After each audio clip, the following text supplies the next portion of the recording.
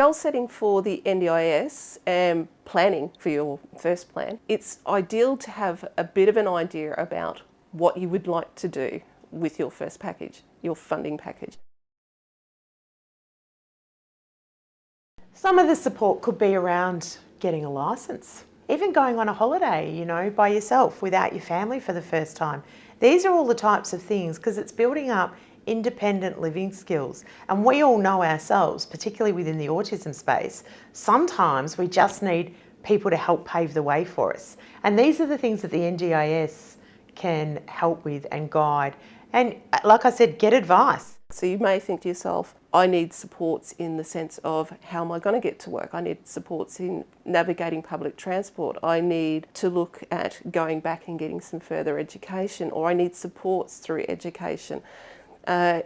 Ideally, when you're goal setting, you have to look at what is the main big picture that you want out of this for your life. So ideally, it's what is a particular area that you want, that is your big picture, and then you look at and break that down and work backwards.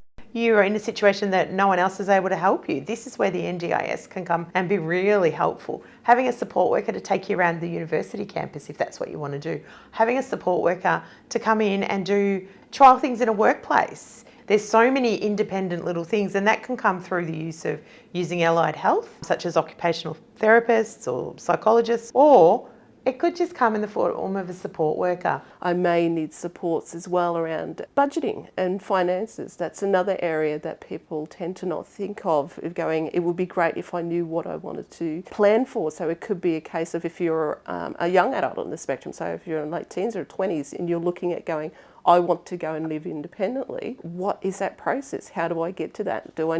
How do I save money? How do I learn to cook? That's another thing you can learn through the NDIS and get supports for is meal processes. You may not want to cook. You may think to yourself, okay, I need to have somebody to do that for me. So there's lots of different aspects when you're planning out what you want to do with your NDIS funding. They want to go to a nightclub, but they're too scared, or they don't have any friends, or they want to go out and make friends. How do you make friends if you're still stuck at home? These are all the things that they can take you out to regular, normal outings and help build your confidence and independence and support.